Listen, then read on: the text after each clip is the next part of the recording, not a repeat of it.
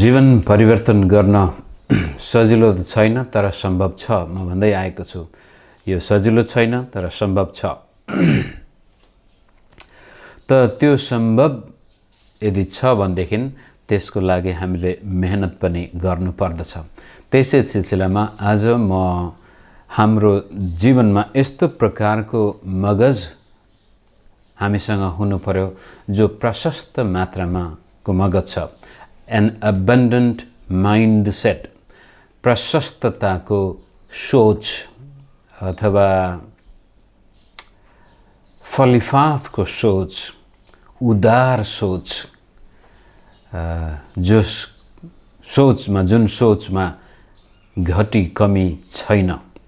म यो किन भन्दैछु भने धेरै वर्ष पहिलादेखि नै हाम्रा नेपाली पास्टरहरूका साथसाथै नेपालका राजनीतिज्ञहरू विदेशमा गएपछि बोल्ने वचन र त्यसका साथसाथै उनीहरूले लेख्ने लेखहरूमा पनि के भन्थ्यो भने हाम्रो देश गरिब देश हो, म गरिब देशबाट आएको छु, म गरिबहरूसँग सेवा गर्दैछु, मलाई आर्थिक सहायता चाहिएको छ, हामी गरिब छौँ, हामी कमजोर छौँ, हामी केही पनि गर्न सक्दैनौँ।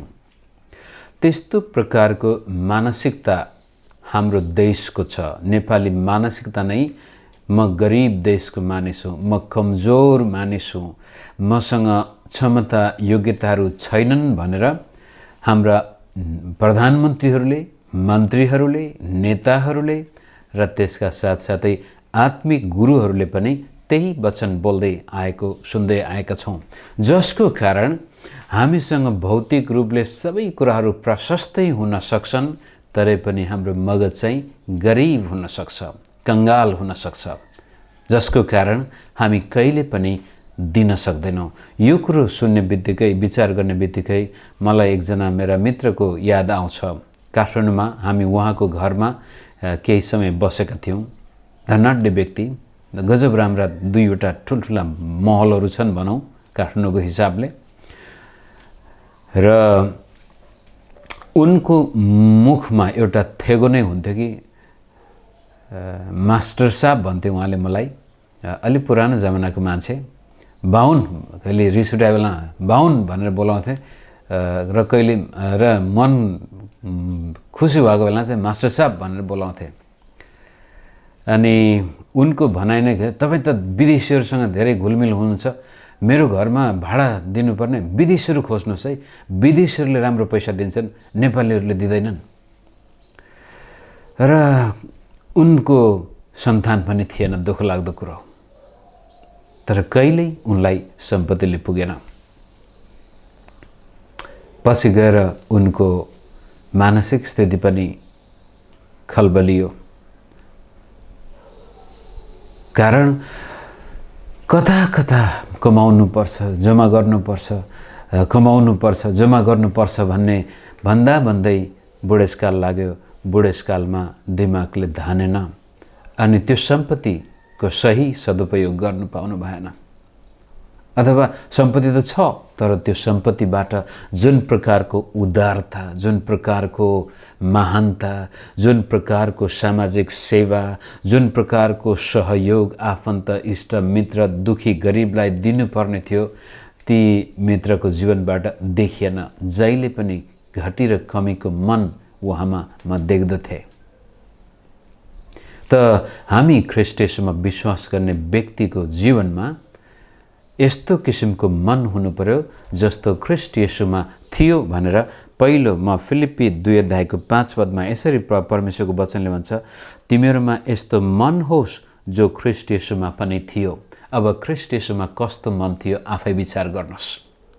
परमेश्वरले संसारलाई यस्तो प्रेम गर्नुभयो कि उहाँले आफ्नो एकमात्र पुत्रलाई दिनुभयो।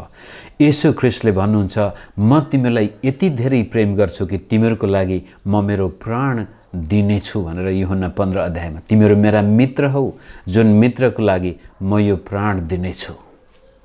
त्यस्तो किसिमले यस्तो मन तिमीहरूमा होस् जो ख्रीष्ट येशूमा थियो।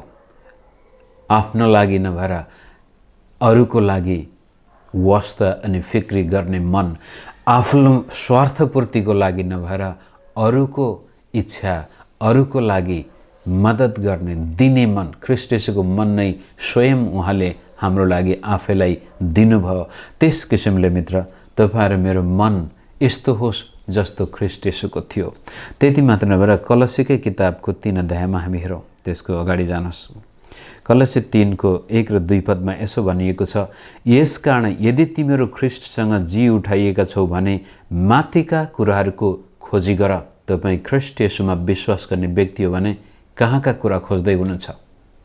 माथिका कुरा खोजी गर, जहाँ ख्रीष्ट हुनुहुन्छ र परमेश्वरको दाहिने बाहुलीपट्टि बस्नु भएको छ। माथिका कुरामा मन लगाओ, स्वर्गका कुरामा मन लगाओ, पृथ्वीमा भएका कुरामा होइन, संसारका कुराहरूमा होइन, स्वर्गका कुराहरूमा मन लगाओ। यस्तो मन होस् जो ख्रीष्ट येशूमा थियो र त्यो मन तिमीहरूले अब संसारका कुराहरूमा होइन, स्वर्गका कुराहरूमा लगाओ, माथिका कुराहरूमा उच्च विचार राख भन्न खोजेको। यो अङ्ग्रेजीमा भनाइ छ सिम्पल लिभिङ, हाई थिङ्किङ। सादा जीवनशैली, उच्च विचार तिमीहरूको होस्। यो माथिका कुरा भन्ने बित्तिकै जुन कुराहरू अर्थपूर्ण छन्, जुन कुराहरू टिक्ने छन्, जुन कुराहरू रहने छन्, जुन कुराहरूको अर्थ छ, माने छ, जुन कुराहरू अब फिलिपीकै 4 अध्यायको 8 पदमा जुन कुरा रहर लाग्दछन्, जुन कुराको राम्रो नाम छ, जुन कुरा सत्य छन्, जुन कुरा प्रशंसा योग्यका छन्, त्यस्ता कुराहरूमा मन लगाओ।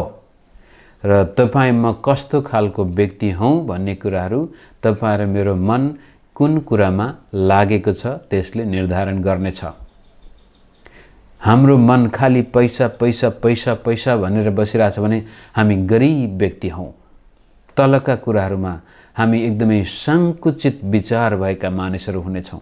तर पैसा चाहिन्छ, हामी चाहिँ गरिब हुनुपर्छ, कङ्गाल हुनुपर्छ भनेको पनि होइन। हामी प्रशस्तताले भरिएको व्यक्ति, हामी सम्पन्न व्यक्ति हुनुपर्छ।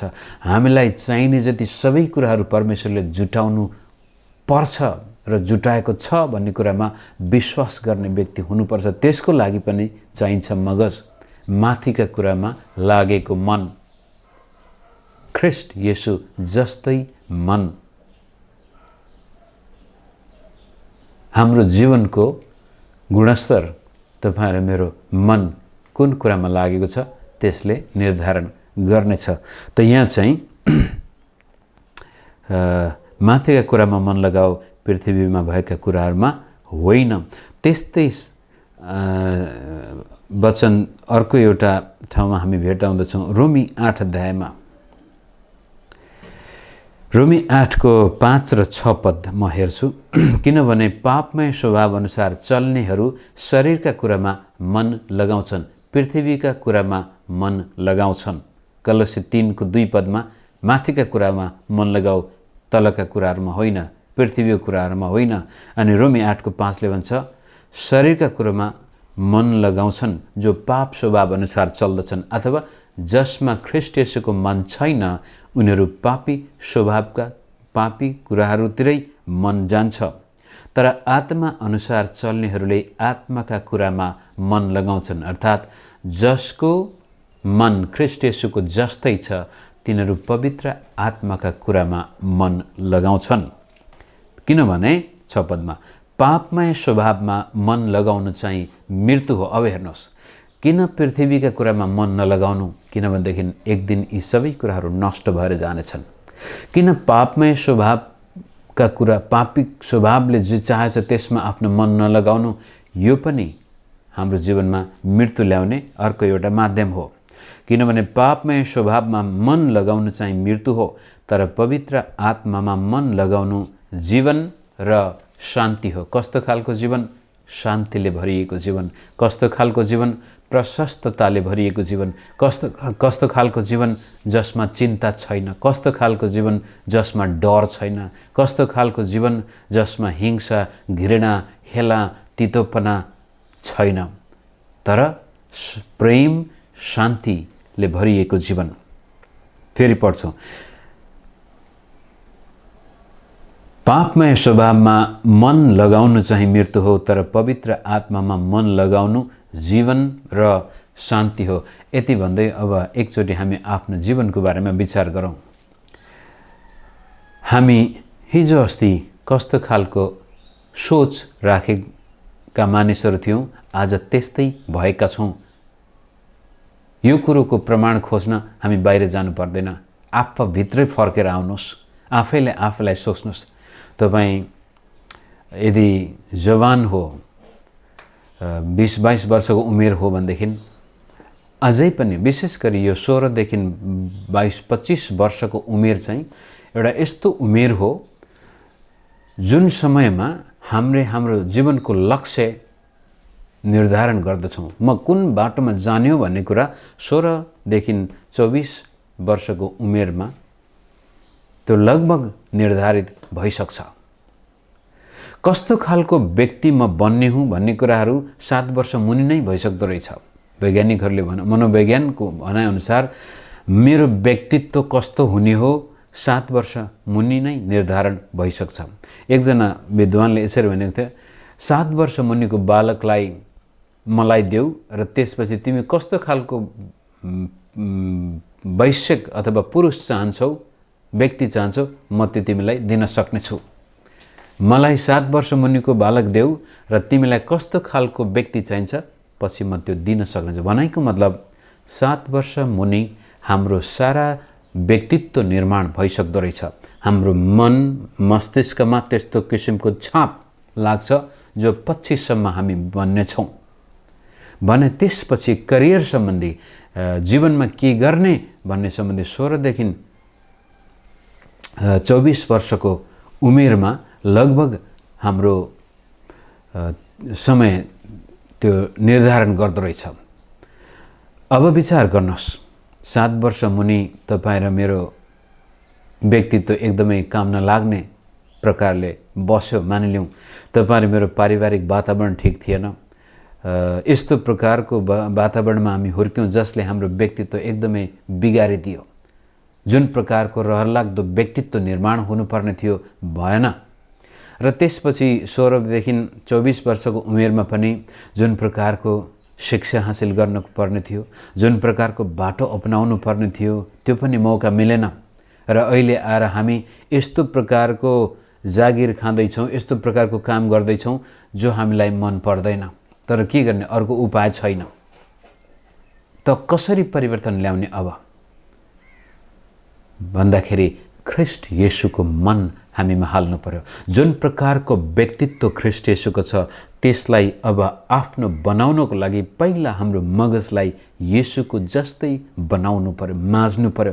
कसरी माझ्ने त भन्दाखेरि यो बिहान बिहान तपाईँको सामनेमा म किन आउँदैछु, किनभनेदेखि मेरो आशा, मेरो प्रयास, मेरो इच्छा छ कि तपाईँले पनि यो बिग्रिसकेको व्यक्तित्वका साथसाथै गुमाइसकेको जीवनको लक्ष्य फेरि प्राप्त गर्न सक्नुभएको कारण मैले मेरो व्यक्तित्व गुमाइसकेको थिएँ। 7 वर्ष मुनि हुँदा नै जीवनसँगमा हारिसकेको थिएँ। आत्महत्या गर्नको लागि धेरै पटक बचपनमै सोचेको थिएँ। हाम्रो गाउँमा ठुलो नदी थियो, गाउँबाट वारपार गर्नको लागि, एउटा गाउँबाट अर्को जानको लागि। अनि त्यो नदीको माथि निकै लामो यो सल्लाहको रुखको साँगु भन्थ्यो, नेपालीमा के भन्छ, साँगु नै हो कि के हो, यो एउटा ठुलो रुख काटेर अनि त्यसबाट त्यो नदी हामी वारपार गर्थ्यौँ। र डरलाग्दो, तल निकै डरलाग्दो खोज थियो, कारण त्यो साँगु हाल्नको लागि नदीको त्यस्तो एउटा ठाउँ छानेको थियो जहाँ माथिबाट नदी साँगुरिँदै साँगुरिँदै आएर दुईतिरको चट्टानको बिचमा एकदम गहिरो तलाउ थियो र त्यस्तै प्रकारको करेन्ट, त्यहाँ खसेर मान्छे मरेको धेरै पटक सुनेको थिएँ। म 7 वर्षको उमेर पुग्दाखेरि धेरै पटक त्यो साँगुमा गएर घुरिएको थिएँ हाम फाल्नको लागि। तर कता कता केले मलाई बचायो। अहिले आएर भन्छु मेरो पछाडिपट्टि येशू प्रभुको हात रहेछ। त्यो बच्चा धेरै पटक त्यहाँबाट हाम फाल्न, एकपटक मलाई मेरो हजुरआमा, म मामा घरमा हुर्केको हो, कति वर्षको थिएँ थाहा छैन, 4-5 वर्षको थिएँ अथवा 6-7 वर्ष भइसके, सानो थिएँ। र हाम्रो घरमा कुकुरले थुप्रै छाउराहरू पाएको थियो। म सानै थिएँ अनि हजुरआमाले भन्नुभयो यो धेरै कुकुर पालेर फाइदा छैन भनेर त्यो भर्खरै जन्मेका बच्चाहरू लगेर त्यो साँगुमा गएर फाल भनेपछि त्यो मेरो मगजमा गएर त फालिदिए कस्तो कस्तो लागेको थियो। अब हजुरआमाले गएर अराएको थियो, त्यो कुकुरको छाउराहरू त्यो साँगुबाट तल नदीमा फालेको दृश्य मेरो मगजमा पस्यो। कस्तो मुटु नै कामेको थियो। अब हजुरआमाले अराएको कुरो मलाई हजुरमा साह्रै मन पर्ने, उहाँले जे भने पनि मलाई गर्न मन लाग्थ्यो। मेरो जीवनमा जीवन प्रदान गर्ने हजुरआमा नै हुनुहुन्थ्यो। तर पछि त्यस्तै भयो, उहाँबाट पनि म अलग हुनु पर्यो। र मैले भन्न खोजेको कुरो, म 7 वर्ष अगाडि नै जीवनसँग हारेको व्यक्ति र जसरी त्यो छाउराहरू मरेका थिए त्यो माथिबाट तल फाल्दाखेरि कुकुर, म आफू पनि धेरै पटक त्यहाँबाट खस्नको लागि, हाम फाल्नको लागि घोरिएको व्यक्ति। तर ख्रीष्ट येशूमा 17 वर्षको उमेरमा आएपछि ममा गजबको परिवर्तन कहाँबाट आयो? किनभने ममा ख्रीष्ट येशूको मन प्रवेश गर्न थाल्यो। तपाईको व्यक्तित्व खत्तम भइसकेको छ भने पनि तपाईँ ख्रीष्ट येशूको मन हाल्न सक्नुहुन्छ, आफूमा नयाँ व्यक्तित्व प्रस्तुत गर्न सक्नुहुन्छ। त्यसपछि त्यो बेला येशूलाई भेट्नु अगाडि म एकदमै क्रोध, रिस, हेला, घृणा मानिसहरू देखेपछि मानव होइन दानव जस्तो लाग्थ्यो। तर आज तपाईहरू जसलाई मैले चिनेको पनि छैन, तपाईहरूको जीवनमा पनि त्यो परमेश्वरी आशिष आएको होस् भनेर मेरो जीवनको अन्तिम सास रहन्जेलसम्म हरेक व्यक्तिलाई यो जीवनको सन्देश दिन सकौँ भन्ने प्रेरणा जागेर आएको छ। किन आयो? किनभने ख्रीष्ट येशूको मन मेरो मनमा सर्न गयो र मेरो व्यक्तित्व परिवर्तन भयो। त्यस्तै किसिमले तपाईँ 16 देखि 24 वर्षसम्म राम्रोसँग जीवनलाई ठिक दिशा दिन सक्नु भएन, कि त कुलतमा लाग्नुभयो, कि खराब सङ्गतमा लाग्नुभयो र पढ्न पाउनु भएन, जुन प्रकारको शिक्षा हासिल गर्नुपर्ने थियो गर्न पाउनु भएन, जसको कारण जीवनमा उन्नति आएन, राम्रो पेसा अपनाउन सक्नु भएन, गरिबीले छोडेन आज भने, त्यस्तो स्थितिमा पनि म विश्वास गर्छु यदि तपाईले आफ्नो मन ख्रीष्ट येशूको मनसँग एकै बनाउनु भयो र त्यसपछि स्वर्गका कुराहरूमा मन लगाउनु भयो र त्यसपछि पवित्र आत्माका कुराहरूमा मन लगाउनु भयो भनेदेखि परमेश्वरको आत्माले तपाईलाई आफ्नो करियरमा पनि जे काम गर्दै हुनुहुन्छ त्यसै कामबाट तपाईलाई उचाल्न सक्नुहुनेछ। किनभने त्यसपछि तपाईमा गरिबीको आत्मा, कमजोर आत्मा नभएर प्रशस्तताको आत्मा, उदारताको आत्मा, विश्वासको आत्मा आउनेछ र तपाईको मगजमा अब तपाई आफैले आफूलाई हेर्दाखेरि गरिब व्यक्ति नभएर सम्पन्न व्यक्ति, जससँग सबै कुरा प्रशस्तै छ। किनभनेदेखि येशू प्रभुले भन्नुभयो, पहिला मेरो राज्य र धार्मिकता खोज र त्यसपछि तिमीहरूलाई चाहिने सबै कुराहरू म दिनेछु। अनि त्यसलाई पौल प्रेरितले दोस्रो कोरिन्थीको 9 अध्यायमा यसरी भन्नुभएको छ। 8 पदबाट म पढ्छु। दोस्रो कोरिन्थी 9 अध्यायको 8 पदबाट म पढ्दैछु। परमेश्वरले तिमीहरूलाई हरेक आशिष प्रशस्त मात्रामा दिन सक्नुहुन्छ। प्रशस्तता, मैले आज मेरो शीर्षक नै प्रशस्तताको सोच। त यहाँनिर ख्रीष्ट येशूमा विश्वास गर्ने मानिस, सायद उसले राम्रो, अब तपाईँ 50-60 वर्ष पुगिसकेको व्यक्ति छ र गरिबीले तपाईँलाई समातेको छ भने त्यति बेलामा पनि ख्रीष्ट येशूलाई विश्वास गरेर ख्रीष्ट येशू जस्तै मन तपाईँमा आयो, प्रेम, विश्वास र आशाले भरिएको मन तपाईँमा आयो र पवित्र आत्माका कुराहरूमा तपाईँले मन लगाउनु भयो भनेदेखि त्यसपछि परमेश्वरको आत्माले तपाईँको आत्मामा यस्तो किसिमको गवाही दिनेछ र भनेछ, ए फलाना त गरिब होइनस्, त कमजोर होइनस्, परमेश्वरमा आशा राख, भरोसा राख, उहाँले तेरो जीवनमा उद्धिका काम गर्न सक्नुहुन्छ। किनभनेदेखि परमेश्वरले तिमीहरूलाई हरेक आशिष प्रशस्त मात्रामा दिन सक्नुहुन्छ ताकि तिमीहरूसित सधैँ नै हरेक कुरा प्रशस्त होस् र हरेक असल कामको निम्ति तिमीहरूले प्रशस्त मात्रामा दिन सक्ने व्यक्ति बनाउन परमेश्वरले हामीलाई बोलाउनु भएको छ।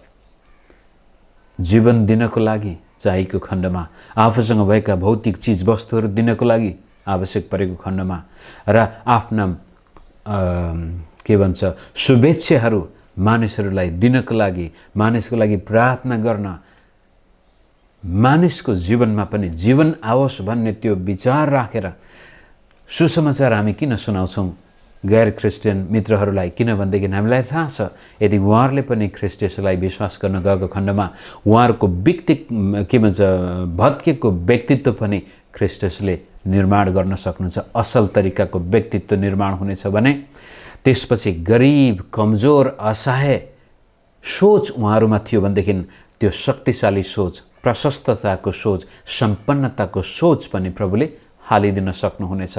सोच मात्र होइन, जस्तो हामी सोच्दछौँ त्यस्तै प्रकारको जीवन पनि हाम्रो हुन जानेछ।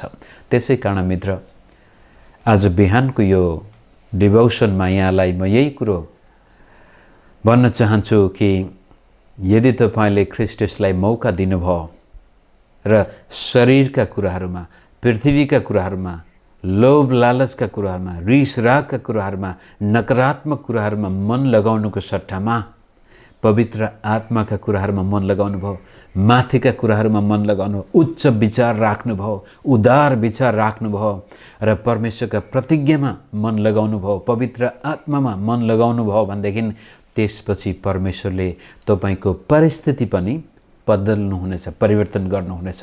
तपाईँ म गरिब, कमजोर, कसैको दयाको पात्र नभएर परमेश्वरीय आशिषबाट बाँच्ने व्यक्ति बन्नेछौँ।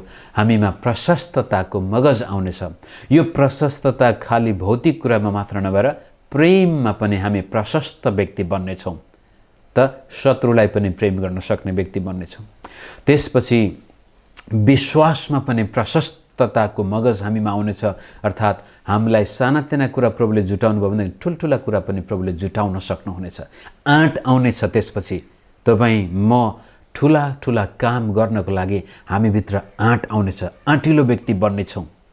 प्रशस्त विश्वास, कारण विश्वास हाम्रो जीवनको महत्त्वपूर्ण एउटा अङ्ग हो। तपाईँ जे काम गर्दै हुनुहुन्छ त्यसमा म सफल हुनेछु भन्ने त्यो विश्वासका साथ तपाईँ अगाडि जानुभयो भने त्यो सफल हुनेछ। त्यो प्रशस्तता, त्यस्तै किसिमले अनि उदारतामा पनि हामी प्रशस्त व्यक्ति हुनेछौँ, हामी दिने छौँ। जब हाम्रो हातमा श्री सम्पत्ति आउनेछ त्यो हामी आफ्नो लागि मात्रै, आफ्नो ऐस आराम सुख विलास शरीरका कुराहरू पूर्ति गर्नको लागि नभएर परमेश्वरको राज्यमा मानिसलाई मद्दत गर्न, दुखी गरिबलाई मद्दत गर्न, परमेश्वरको राज्यमा इन्भेस्ट गर्नेछौँ हामीहरू। येशू प्रभुले अन्तिममा आएर भन्नुहुनेछ, म भोकाएको थिएँ तिमीले मलाई खान दियौ, म तिर्खाएको थिएँ तिमीले मलाई पिउन दियो, नाङ्गै थिएँ मलाई लुगा लाउन दियो, म बिरामी थिएँ मेरो उपचार मेरो रेखदेख गर्न आयो, म कैदमा परेको थिएँ, म शरणार्थी भएर बसेको थिएँ मेरो वास्ता गर्यो, म अन्धो थिएँ मेरो लागि आँखा बनाइदियो, मेरो जीवन एकदमै कमजोर अवस्थामा म जाँदाखेरि तिमीले मलाई आफ्नो हात दियो भनेर प्रभुले हामीलाई भन्नुहुनेछ। यदि हामीसँग भएको प्रशस्तताले मानिसको सेवा गर्न थाल्यौँ भनेदेखि। त त्यसै कारण मित्र, यदि तपाईँ ख्रीष्ट येशूमा विश्वास गर्ने व्यक्ति हो भने सायद तपाईँको व्यक्तित्व बचपनमा राम्रोसँग निर्माण हुने मौका पाएन। तपाईँ अनाथालयमा हुर्किनु भयो कि, सडकमा हुर्किनु भयो कि, कसैले तपाईँले पालिदिएको थियो कि, अथवा घरमै बस्दा आमा बाबुले जुन प्रकारको व्यक्तित्व निर्माणको लागि वातावरण सिर्जना गर्नुपर्ने थियो त्यो थिएन भने पनि ख्रीष्ट येशूमा नयाँ व्यक्तित्व निर्माण हुनेछ। किनभनेदेखि यदि कोही ख्रीष्ट येशूमा छ भने त्यो नयाँ सृष्टि हुन्छ भनेको बडो स्पष्ट वचन हामीलाई दिइएको छ। तपाईँ नौलो व्यक्तित्व, मनपर्ने, मानिसले रुचाउने व्यक्ति तपाईँ बन्न सक्नुहुनेछ यदि यो सोच तपाईँको ख्रीष्ट येशूको जस्तै भएको खण्डमा। र त्यसपछि यदि जीवनमा तपाईँले चाहेको काम गर्न सक्नु भएन, तपाईँ यो काम गर्न चाहने मन थियो तर परिस्थितिले दिएन, तपाईँ अर्कैतिर बाध्यतावश अहिले त्यो काम गर्दै हुनुहुन्छ भने त्यसै स्थितिमा परमेश्वरले तपाईँले चाहेको काम पनि पुरा गर्न सक्ने अवस्था ल्याउन सक्नुहुनेछ। किनभनेदेखि पवित्र आत्मामा लागेको मन जीवन हो र शान्ति हो, र त्यसपछि परमेश्वरका प्रतिज्ञामा लागेको मनले परमेश्वरको प्रशस्ततालाई अनुभव गर्दछ। यस किसिमले मेरो आशा र मेरो प्रार्थना छ तपाईमा प्रशस्तताको मगज आओस्, गरिब, सीमित, कमजोर मन होइन, म सबै कुरा ख्रीष्ट येशूमा गर्न सक्छु भन्ने मन आओस्। म ख्रीष्ट येशूमा सज्जन व्यक्ति बन्न सक्छु, पवित्र जीवन बिताउन सक्छु। म मेरो परिवारमा प्रेमपूर्ण वातावरण सिर्जना गर्न सक्छु। म जहाँ काम गर्दैछु त्यहाँ काम गर्ने ठाउँमा पनि मेरो हाकिमदेखि लिएर मेरा सङ्घी कर्मचारीहरूसँग, मभन्दा मुनिका कर्मचारी सबैको एउटा रहरलाग्दो पात्र म बन्न सक्छु। मलाई देख्ने बित्तिकै मानिसहरू खुसी हुनेछन्। ए फलाना आयो भनेर नाक खुम्च्याउनुभन्दा बरु मेरो उपस्थितिमा मानिसहरू रमाउनेछन्। ममा त्यस्तो किसिमको रहरलाग्दो व्यक्तित्व निर्माण हुनेछ भन्ने सोच तपाईँमा आउन सक्छ यदि ख्रीष्ट येशूलाई मौका दिनुभएको खण्डमा।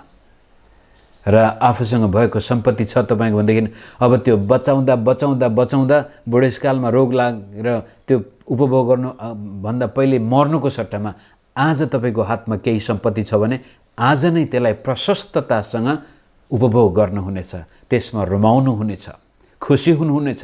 तपाईँसँग जे छ त्यसैमा तपाईँ आनन्दित हुनुहुनेछ।